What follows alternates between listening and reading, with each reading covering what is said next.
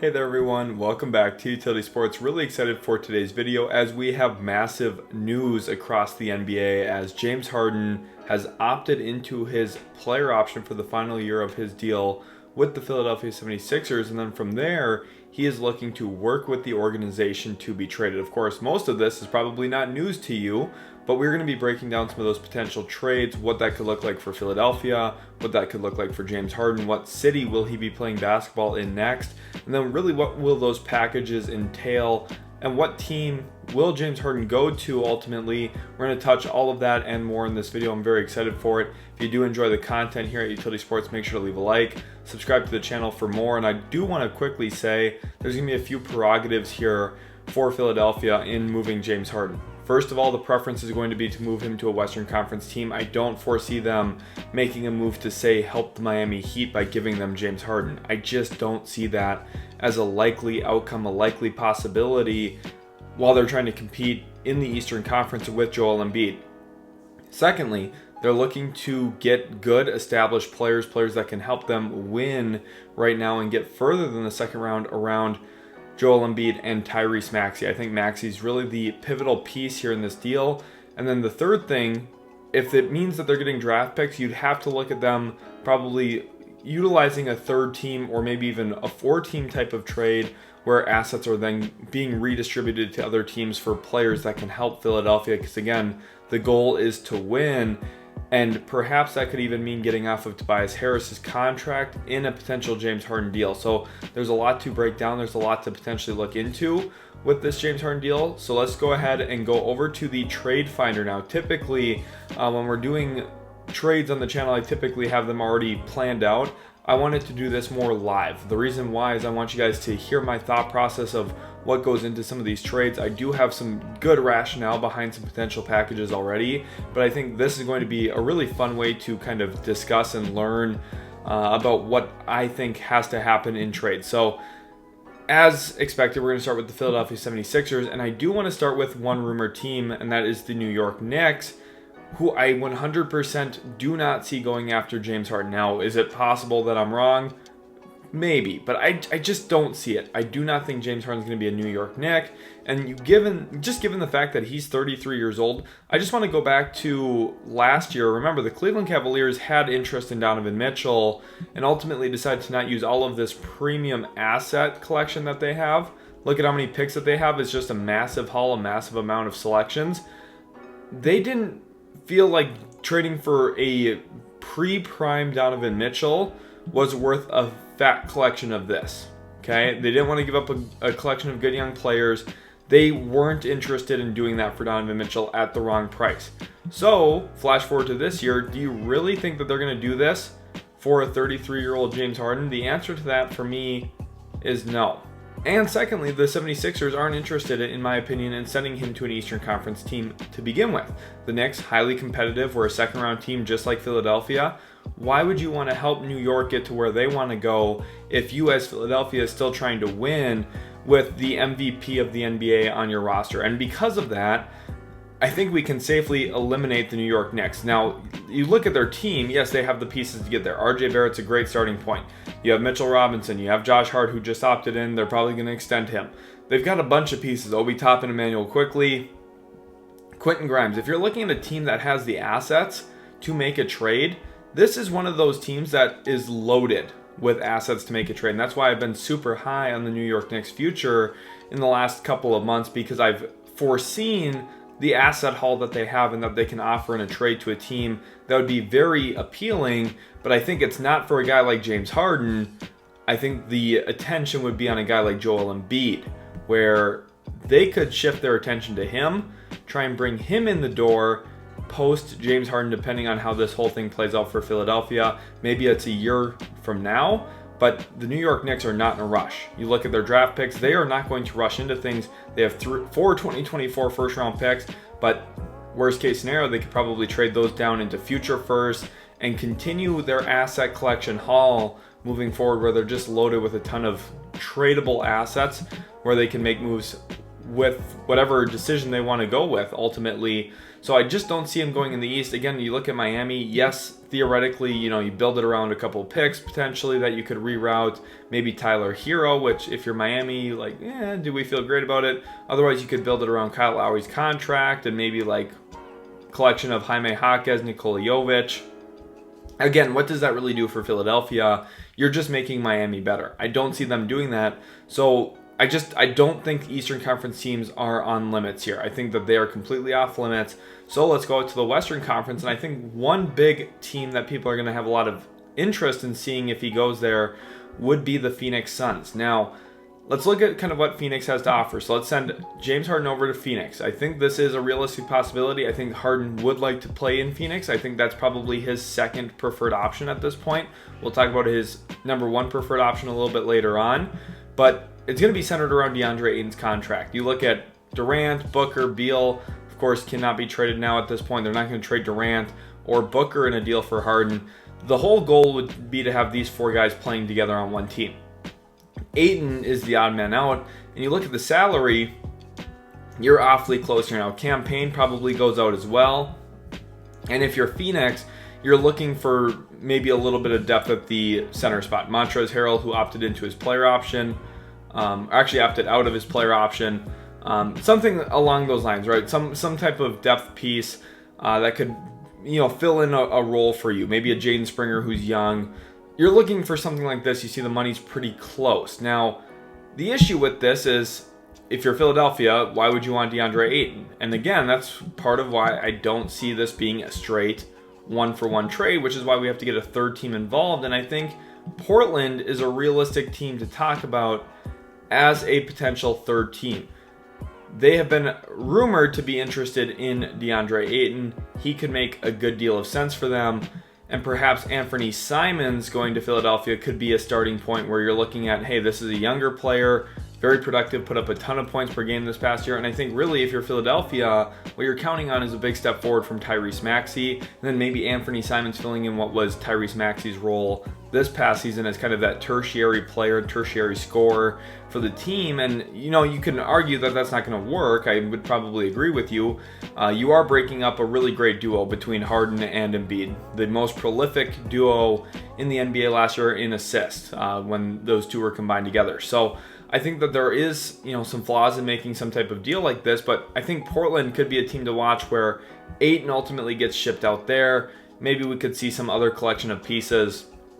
Whatever, of course, draft capital going out the door. There's a lot of moving pieces in a deal like this for the Phoenix Suns and for the Portland Trailblazers. And I also do want to talk about the potential of, hey, if DeAndre Ayton's getting moved, maybe it's not Anthony Simons, maybe it's a bigger ticket item. And I think the timing of this is all very interesting. The fact that Damian Lillard, after his little meeting with the Portland Trailblazers, all of a sudden there's James Harden rumors. And I think one team that we've slept on as a potential Damian Lillard landing spot is the Philadelphia 76ers in the event that James Harden does eventually leave. And now at this point, all signs point to that as a realistic possibility. And you look at DeAndre Ayton, his timeline fits a lot closer to Shaedon Sharpe, Scoot Henderson. Perhaps he could be kind of that go-to offensive center for them. And you look at the money here, we're already pretty close on a deal. The Suns here actually go over a little bit. So let's take Jaden Springer back out. But there's ways to work around this now. And for Philadelphia, I think one of the main goals for them is staying very competitive. And with this, you're probably looking at a good deal of assets going back out the door ultimately. So at 2029 first goes to Portland. You'd also look at, swaps in these years. So less favorable goes to, less favorable protected, that goes to the Blazers. 2030, less favorable is protected, which means they're swapping worst here, essentially. That goes to the Blazers. The Blazers are then basically bringing in, a true first-round pick, 2 swaps. They're also getting DeAndre Ayton. And from Phoenix, who they don't really have any more assets at this point, they don't really have a lot to give up in this. But they're giving up DeAndre Ayton, former number 1 overall pick. So that's kind of the starting point in the deal here. And you look at the fact that right now the Sixers are taking in a great deal of more money. they have to figure out some other pieces to move. That could be Korkmaz specifically to Portland to eat some of that money, kind of erase the difference there. And then perhaps you're looking at a Daniil House as well, going to Portland theoretically. And then, you could always work the money around here. There's a lot of flexibility from Portland's perspective. Portland gives this deal a lot of different fluidity. And then with these swaps here, you're looking at a 20-30 swap more favorable going to the 76ers. Again, that's protected more favorable. So essentially the Blazers would have the highest pick of the two between those two teams in the years 2028 and 2030, which I do think is relatively good value. So if you go ahead and look at this trade, financially this works, draft pick wise this works. This is exactly how you'd expect it to play out with Damian Lillard and two least favorable picks going out because the more favorable is protected. The Suns get James Harden, giving them a crazy talented quartet of perimeter players, something that I think a lot of teams would struggle to match up with. James Harden's playmaking ability would open up that team. Honestly, it would be one of the most talented teams we've ever seen on the court. Not 3 All-Stars, but 4 All-Star level players. And James Harden would be really the essential piece to tie it all together. He'd bring the most rim pressure on the team, which at this point Harden doesn't bring as much rim pressure as he used to, but he still has the ability to get downhill, and I think the Suns would probably run their offense through him a great deal. Now, I think that's a really extreme challenge for Frank Vogel to kind of build a defense around these guys, but if he could get that done, you're looking at the Suns as a serious title contender. The Blazers, you get DeAndre Ayton, you get 2 guys on expirings. Maybe you could reflip at the deadline into Daniil House, Furkan Korkmaz. Maybe there's some team out there interested in those guys. You can flip them into a second rounder now or something. You get first rounder in 2029. And you also get 2 swaps. So not great overall value from the perspective here of working with the Suns, which is why I don't think James Harden is ultimately going to be a Phoenix Sun. I do think that there's some others that make more sense than Phoenix, which is what we're going to go address next. So let's go ahead and reset this trade and let's pull the Suns out of here. Again, with the idea that we're looking in the Western Conference, and the team that I floated most specifically in my most recent video was the Los Angeles Clippers, and I actually recorded this before any of the news broke, saying that I thought the Clippers were a realistic threat to land James Harden. Now, where does Harden go? And I think there's going to be some situations, some destinations that could come up as potential options. I think the Los Angeles Clippers are a team to watch. James Harden. Now, for me, I thought it could have been potentially through a sign and trade, through a few different mechanisms that they would have had to work out. Now, I wasn't expecting Harden to opt in to his player option, but he did. And now it's going to be important to get him to a spot where he wants to go. And I think the Clippers are really the number 1 option there on the list. So let's take a look at what a trade could look like to Los Angeles. And this is one that makes a lot more sense for Portland. First of all, let's take Portland out of the deal, because I do think that there's a way to work this between the 2 organizations first, which that's the most important thing. If you're looking for trade partners, you want to see 2 that are mutually beneficial to each other. First of all, the Clippers, they would do this with the sole intention of getting James Harden. So James Harden goes to the Clippers. That's like the no-brainer. This is why we're doing this. The 76ers would get Norm Powell, who is a very productive kind of 6th man-y, like whatever you want to look at him as. Maybe Tyrese Maxey shifts to the point guard. Norm Powell is your kind of shooting guard off of him. He's productive. He's one of those players that you could look at and say, this fits Philadelphia. This helps this team win right now. It makes some logistical sense as to why he would be in this deal for them while they're trying to compete. Outside of that, to make the money work, you also look at a Marcus Morris going in here, and the money is pretty darn close already as it is. Terrence Mann could also be potentially in the deal to make the team more interested, to make Philadelphia a little bit more interested in accepting this, and then that's where we see maybe a DeAnthony Melton come back, possibly. Like, whatever you want to do, Melton, maybe they'd prefer keeping Melton, so let's take Melton out, and maybe we go over to, maybe PJ Tucker could be included, which again, I don't know if Philadelphia has interest in doing, but perhaps we get to that combination of Daniil House and also Furkan Korkmaz again, and you see the money is essentially right on here. The Clippers actually just shave off a little bit of money as well. And then perhaps, maybe a 2029 first round pick is in the deal. Something along the lines of that. So when we try this trade, money-wise it works. And for the Sixers perspective, you're getting Powell and Mann, 2 guys who I think are top 6, top 7 rotation players on a very good playoff team, which is pretty good. You're getting a first round pick out of Harden, which is important given the fact that they gave up some assets to get off of Simmons to get Harden, reopen some of your flexibility. You have an expiring in Marcus Morris, which doesn't hurt your cap long term. Maybe you could turn around at the deadline, use that money to bring in another piece or two that fits your team, kind of something you're looking for, perhaps a backup big in Philadelphia. And for the Clippers perspective, when you're looking at it, getting James Harden, I think the one thing about the Clippers over the last few years is this team has really struggled to have a third player. And, you know, Norman Powell was supposed to fill that. At moments he did. At moments he didn't. He's a little up and down in terms of consistency. And if you're looking at James Harden in contrast to Kawhi Leonard, Paul George, he's more available. He plays in more games. And yes, sometimes he has up and down moments, but he's an organizer. And I think the one thing the Clippers have been lacking since trading Shai Gilgeous-Alexander is this team doesn't have a point guard that can get them into sets and really run an offense, run a high pick and roll.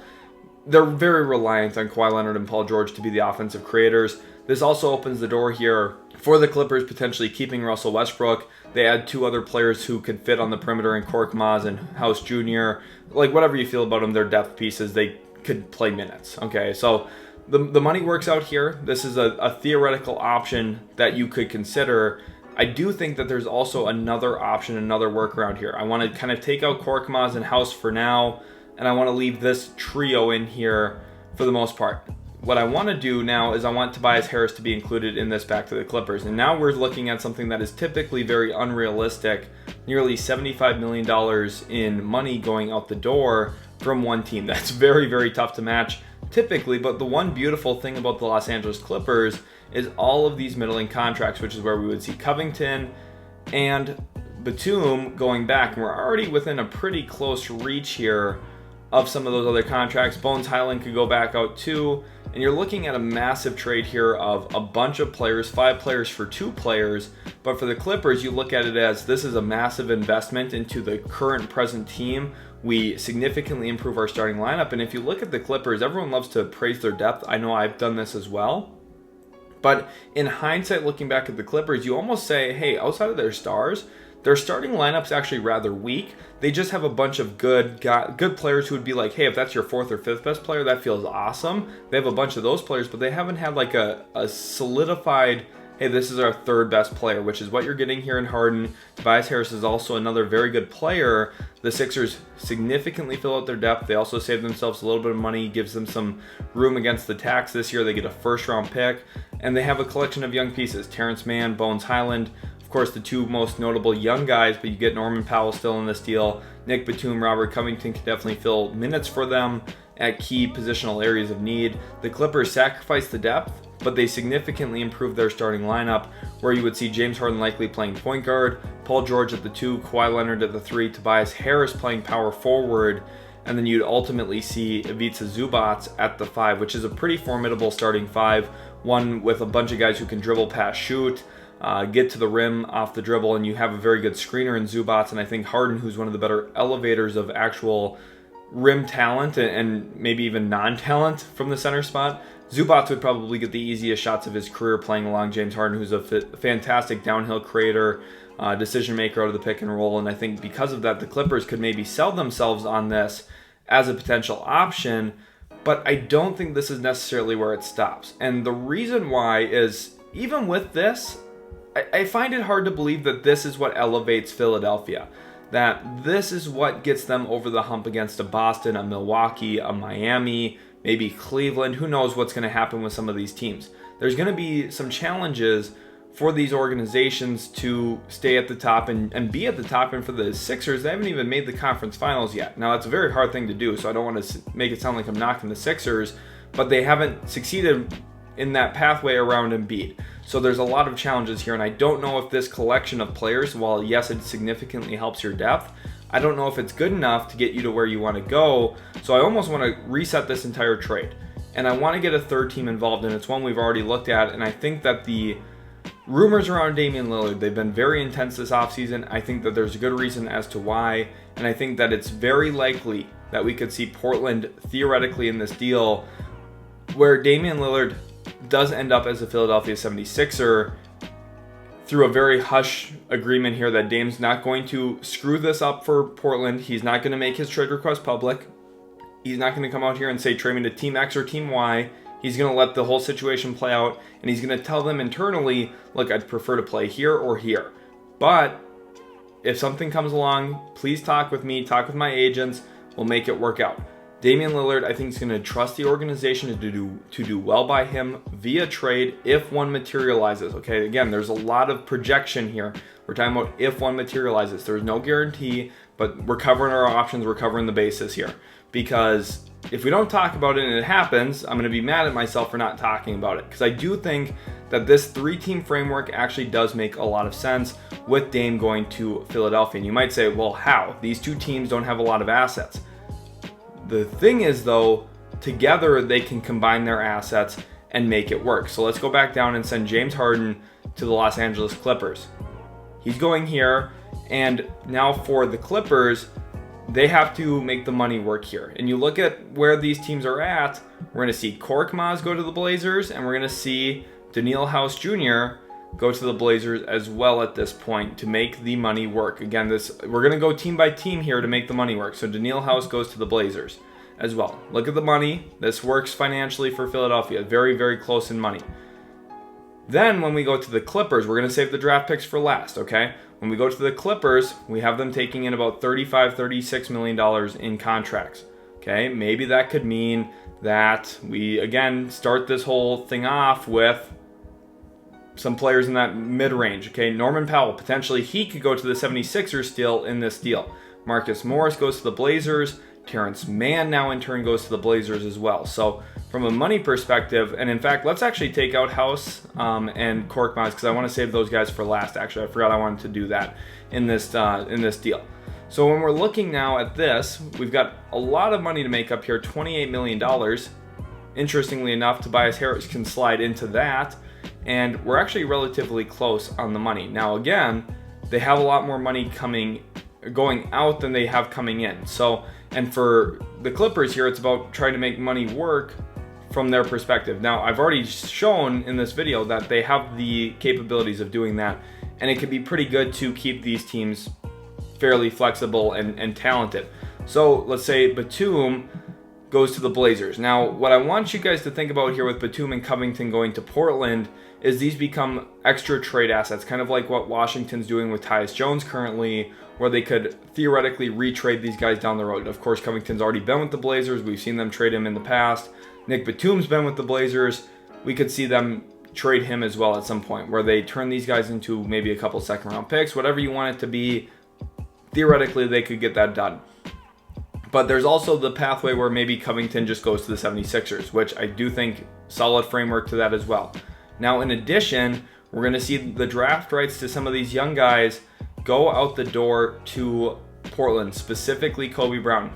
30th overall selection in this past draft. There's some value there. We'll see Amir Coffey, who was already almost traded this offseason to Boston. We're going to see him go out the door to Portland. We're also going to see some of those young guys like Brandon Boston, Jason Preston go to the Portland Trailblazers. You might be saying, holy cow, that's a lot of players to the Blazers. Yeah, this replaces like the Keldon Blevins of the team, like the guys who over the last couple of years, they've harbored a lot of G League level players, especially towards the back end of the season. This gives them a lot of youth and a lot of guys who, hey, theoretically, maybe these players grow into something and blossom into some type of role. And then this is where we need to look at the assets. So from a money perspective, this works for the Clippers, this works for the Blazers, and this works for the 76ers. You see how close the money is. Now, this is significant amounts of salary. So it's very hard to see a deal typically like this come to fruition. But when you look at the contracts of these three organizations and the Clippers' flexibility that they provide, as well as Portland perhaps being ready to enter a rebuild, the framework is here to make something work. Now, again, you're going to say, well, this is not enough for Damian Lillard, and you're 100% right. And we talked about how these two teams do not have enough assets to individually go out and make a deal for Damian Lillard work, but together they probably can. So I want to clear the protections on these things real quick because I want to start over completely with that. And let's go over to the 76ers here, and we're going to start with that 2029 first goes to Portland, and 2028 we're going to trade a protected less favorable to Portland. 2030 we're going to do the less favorable to Portland again, just like we did in that initial deal, which means over here what we have to do is we have to send out that more favorable protected over to the 76ers in 2030, and in 2028 we have to do the same thing as well, with the more favorable traded over to the 76ers, basically swaps. Okay, so they get 1 first and 2 swaps from Philadelphia. Now we go to the Los Angeles Clippers, and this is where things are actually open for business. Okay, 2028, now that we're post-draft, you can trade 2030. So 2028, 2030, both of these go to the Portland Trailblazers completely unprotected. You also are able then in 2029, which is really important here. You look at 2030, 2028, the Blazers wouldn't be benefited by swaps with the Clippers as well in 2029. They would be, but not like as much as they will be through this. What we're going to do is we're going to do a protected favorable to the Clippers here, and the Clippers are going to offer swaps in these years as well. So in 2029 and 2027 through the Clippers, there's going to be more swaps for the Portland Trailblazers. The Portland Trailblazers are getting a ton here in terms of value for Damian Lillard. And these two teams, again, individually, you don't think that they were going to be able to do it, but from a collective standpoint, they actually do have the pieces to get something done if they were able to work together and work collaboratively to get, first of all, James Harden where he wants to go, potentially Damian Lillard where he wants to go. Again, this all hinges on Damian Lillard wanting to get traded, which is very, very important to note. But you look at the package here, the Blazers are walking out of this with 7 players who are all relatively young, except for Marcus Morris, who's just in here to make the money work, and Nick Batum to make the money work. Probably could reroute Batum. Maybe they could reroute Marcus Morris. We'll see if there's an interested suitor out there. I'd be kind of surprised. But holistically, you're looking at a bunch of players and a bunch of picks coming in for Portland, which is good. You're getting a bunch of first-round assets. You're getting 4 swaps and 3 fully unprotected firsts in 2028, 2029, and 2030. Very, very good value for the Portland Trailblazers, in my opinion, walking out with 3 firsts, 4 swaps for Damian Lillard. It's a really strong package, plus a collection of young players who are interesting in Preston, Boston, Kobe Brown, who is just a first rounder if you want to look at it that way, Amir Coffey, and Terrence Mann's really the headline player for the Blazers, who I think he does fit their current existing backcourt. I think he's got off-ball skills with some on-ball skills as well that he's flashed in more recent years. I like Terrence Mann a lot for the Blazers. For the Clippers, you might say, well, why would they do this? They're giving up 2 unprotected firsts and 2 swaps. It's because they're turning all of these players who don't help them that much right now, Marcus Morris, Nick Batum, Terrence Mann, who, yeah, he probably helps them. They're really trading like one really important rotation player for James Harden and Tobias Harris. They're turning, really 25 good minutes of basketball into about 45 minutes of good basketball every single playoff game. These two guys are consistently available. I think would bring some stability to the organization. Tobias Harris was very good in his tenure with the Clippers the first time, and I think they would have interest in bringing him back. I know there's some pretty good relationship there between Harris and the Clippers. And again, trading the swaps, it hurts, but this Clippers team is at a point where they've indexed so heavily on the present. They want to win. They're at a point now where they might go through this entire Kawhi Leonard, Paul George process without winning, and James Harden might be the missing link where they look at their point guard spot, something they've been trying to solve for years by bringing in guys like John Wall, Eric Bledsoe, Reggie Jackson, you name it. They've had a ton of different starting point guards. They brought in Rajon Rondo at one point. They had Lou Williams for a while. This Clippers team is looking for a ball handler, a distributor, a lead decision maker, and James Harden is one of, if not the best in the league at that.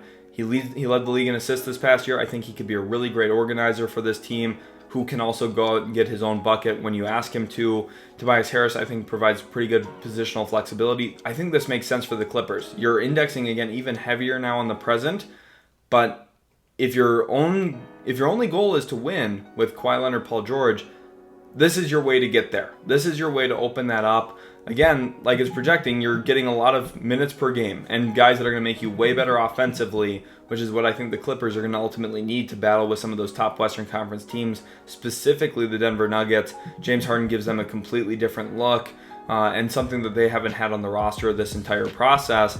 And for the 76ers, this is, again, a no-brainer. You turn 1 first and 2 swaps, and you take James Harden, who was probably going to leave in free agency anyway, and you turn around and turn him into Damian Lillard, Norm Powell, and Robert Covington. It's a win for the Philadelphia 76ers, no question about it. Now you could argue, hey, maybe Norm Powell shouldn't be in this deal, and can the Clippers find other ways to make the money work here? And I think that there's pathways to this. Again, you have to look at this as a framework, not like hey, this is 100% the deal, because anytime you get to a spot where you think every single piece that you have in a mock trade has to be in the deal is not going to happen, okay? There's no way that you can perfectly project every single little piece.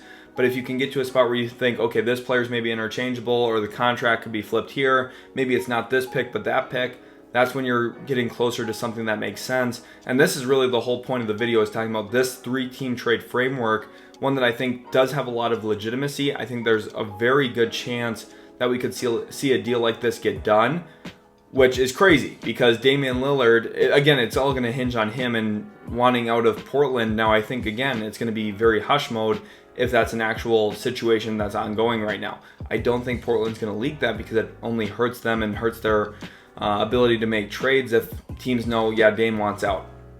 They're going to keep it very hush-hush. They're going to try and get something done very quickly with a limited number of teams, and it's going to head them toward a rebuild. So there's nothing better than getting 7 first-round picks, a guy who's just drafted in the first round, and some very intriguing upside swings as well. For all 3 teams, I think it makes sense. It kind of points them towards winning right now. I think Dame fits in very well with Philly. I think James Harden fits very well with the Clippers, who ultimately I do think is where he's going to land. Now, it could be in that 2-team framework we talked about. It could be in this 3-team framework, which we're mentioning now. There's options here, which is, again, very important. You want optionality in these trade discussions. And for Portland, you know, it's going to be very easy to bottom out. The teams in the league right now are so competitive. There's a lot of teams hungry to win, trying to win, that if you want to bottom out for a top 2 or 3 pick, right now is the time to do it. There's not a lot of teams competing for the 1st or 2nd overall pick. If Portland started a rebuild, it would really be them in Washington right now in the process of, hey, who's going to pick 1 and who's going to pick 2 potentially if the lottery gods treat you well. And I think Portland, a team with Mike Schmitz, who really knows how to draft, and Scoot Henderson now, they've got the young pieces in place where a focus on development and taking this process slowly could be really, really good for the Blazers long term as well. I think it's a very interesting proposition. I think there's a lot of stuff that theoretically you could see get done through this.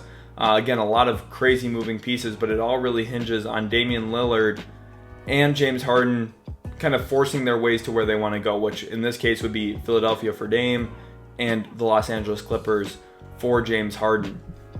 Hopefully you guys did enjoy this video. It was a lot of fun to talk about potential James Harden trades. I think there's a lot of crazy options out there. I think that the 76ers are going to be a really important team to watch this offseason as they navigate now what is going to be a very important decision for their organization, and perhaps a really tricky topic of discussion as well when it comes to, hey, who's involved? Is it Aiden? Is it going to be Dame? Is it a 2-team trade, 3-team trade? Does it end up being a 4, 5, 6, 7-team trade with all of these kind of veteran pieces going around the league? Norm Powell, could he get routed somewhere? Robert Covington? You know, there's pieces that could get flipped and moved very, very easily. So I think this offseason is going to be crazy. Just a reminder, I will be live for NBA free agency, so make sure you guys come stop in on the channel for that live stream. Thanks again so much for watching. Hopefully you did enjoy. Leave your James Harden trade ideas down in the comment section, and we'll catch you in the very next Utility Sports video.